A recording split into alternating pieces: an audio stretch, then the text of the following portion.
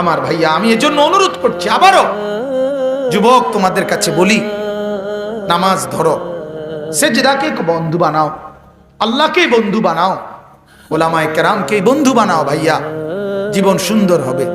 দুনিয়া চলতে চাও চলো, দুনিয়া তো তোমার আমার সবার পার হইতেছে, আখিরাত তো চলবে, তখন মজা হবে। তখন দুনিয়াও আলহামদুলিল্লাহ চলতেছে, এটা তো দুনিয়া না, এটা কি আরাম যে তুমি দাঁড়াইয়া পেশাব করো আরো 10 জনে তোমারে মন্দ বলে, এটা কি খুব আরামের কিছু?